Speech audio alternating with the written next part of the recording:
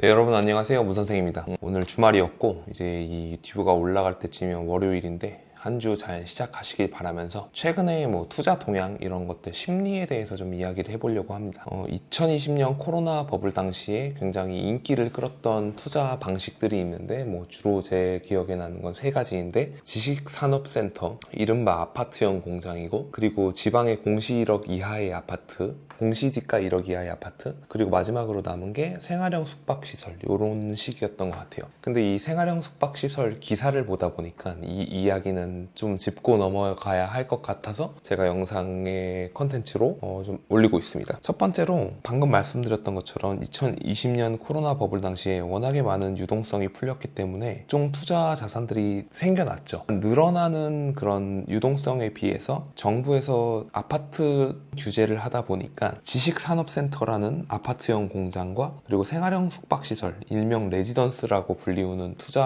이런 상품에 투자 수요가 몰렸고, 이게 분양권 거래가 굉장히 활발하게 됐었습니다. 여기 프리미엄이 상당히 많이 생겼었고요. 그리고 지방의 공시 1억 이하의 아파트들, 이런 것들이 인기였는데 이 이야기는 많이 했으니까 오늘은 하지 않고, 지식산업센터가 뭐야 라고 하면 저기 뭐 가산 디지털 단지나 구로 디지털 단지에 가면 있는 그런 아파트형 공장, 이게 지식산업센터였고요. 그리고 일명 레지던스, 근데 이제 레지던스라고 불리우면 실제 우리가 보는 그런 레지던스들은 도심의 중심에 있어서 한 동, 두 동 이렇게 구성된 경우들이 많이 있는데, 이 코로나 당시에는 생활형 숙박시설이라는 이름으로 해서 오피스텔이나 아파트와 같은 형태로 굉장히 많이 짓겠다고 하면서 분양을 많이 했었고, 여기에 많은 투자 자금이 몰렸었습니다. 그런데 기사가 떴는데 내 집인데 벌금을, 이러면서 657대 1 경쟁을 뚫고 분양받았다 피눈물, 이렇게 나오는데 이게 무슨 기사인가 하면은 생활형 숙박시설의 투자 수요가 657대 1까지 나왔던 거죠. 그런데 이게 왜 갑자기 피눈물을 흘리는 경우가 되었느냐라고 하면은 우리의 어떤 그런 건축법이나 도시환경법상 이 생활형 숙박시설은 주거 지역이 아닙니다. 오피스텔은 주거가 가능해서 전입신고가 가능한데 반해서 생활형 숙박시설은 주거가 불가능합니다. 전입신고가 안 돼요. 근데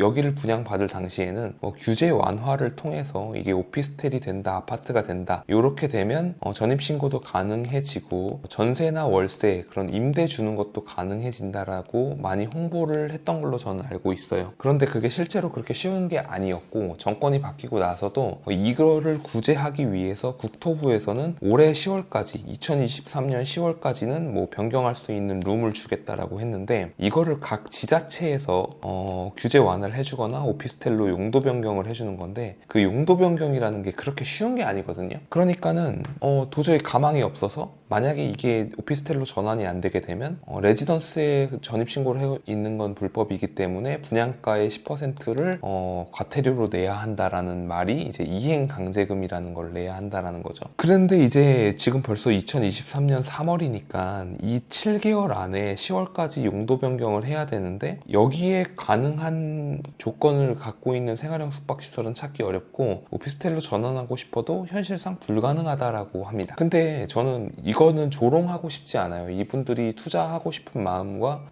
모든 자산이 다 오르고 집이 너무 비싸니까 이거를 틈새로 노려서 나 여기 가서 거주할래라고 하셨던 분들도 있고, 이거 하나 지푸라기 잡는 심정으로 투자하신 분들도 있을 텐데, 이 당시에 저 생활형 숙박시설 투자하는 거 좀 무리 아니에요? 뭐 분양형 호텔 투자하는 거 무리 아니에요 라고 하면은 되게 사람들을 바보 취급했었거든요. 자산을 사모아야 부자가 되는데 아직까지도 사람들이 자본주의를 이해하지 못했다라고요. 그런데 또 최근에, 오늘인가 어제 나온 매일경제 기사인데, 생숙 분양을 한다, 상가 생숙도 시리즈 분양카드 만지작, 한 번 더 성공해볼까? 그리고 지식산업센터 얘기도 많이 나오고, 성수동이고, 그리고 뭐 보면은 끝도 없어요. 그러니까 둔촌주공과 영등포자이 디그니티가 분양이 잘 되고 나니까 상가 생숙도 지금 분양을 해본다라는 건데, 저는 지금 단호하게 아닌 시절이라고 생각을 합니다.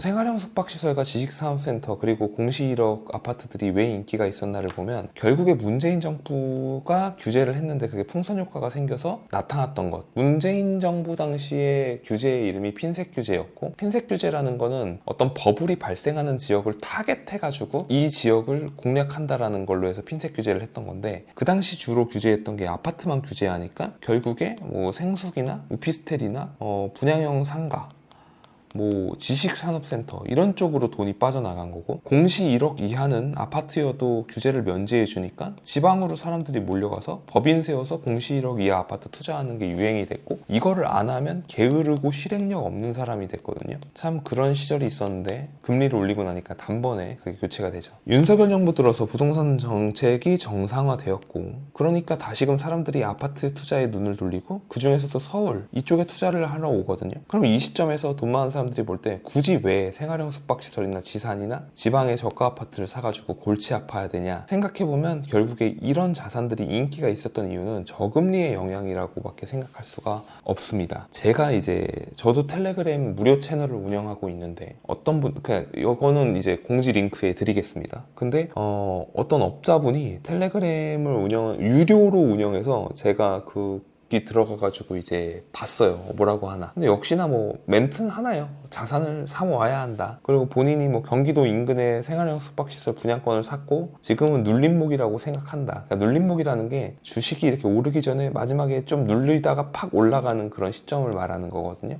그래서 그런 시점이라고 생각한다. 조정이라는 거죠. 지금 사야 한다. 왜냐하면 자산을 사 모아야 하니까. 그런데 생활형 숙박시설 사라고 하는데, 와, 지금 아마 제 생각에는 그거 마이너스 프리미엄 붙어가지고 들고 있거나 뭐 아니면 골치가 아플 것 같은데, 이런 업자분들은 이런 텔레그램 방 운영하면서 버는 돈으로 이런 물린 것들에 대한 비용을 충당하는 분들이거든요. 그러니까 여러분들하고 사정이 다릅니다. 여러분들의 총알은 굉장히 소중하고 이 총알을 가치 있게 써야 된다는 생각이 드는 요즘입니다. 그러니까 속지 말자. 그럼 뭐 어떻게 하라는 거야? 너는 그래서 뭐 어디 투자하면 되는데 라고 하면요, 투자라는 건요 그렇게 매일 하는 게 아닙니다. 시기를 보고 내가 갖고 있는 총알과 레버리지를 써서 지금 안전하다고 생각하는 판에서 저거를 사서 한 2년에서 4년 후에 어떤 수익률이 될지를 예상하고, 내가 설령 내 추측이 틀릴지라도, 사람이기 때문에 누구나 틀릴 수 있잖아요. 틀리더라도 확률적으로 잃을 게 적다. 근데 만약에 내가 생각한 추측이 맞으면 벌돈이 많다라고 생각할 때 투자를 하면 되는 건데, 지금은 굳이 그렇게 안 하더라도 되는 시점이라고 저는 생각을 하거든요. 그러니까 다 투자에는 때가 있고 지금은 그렇게 투자하기 좋은 때가 아니라고 생각하기 때문에 오늘 다시 그 말씀을 드리려고 생활형 숙박시설에 관한 영상을 올리게 되었습니다. 아무쪼록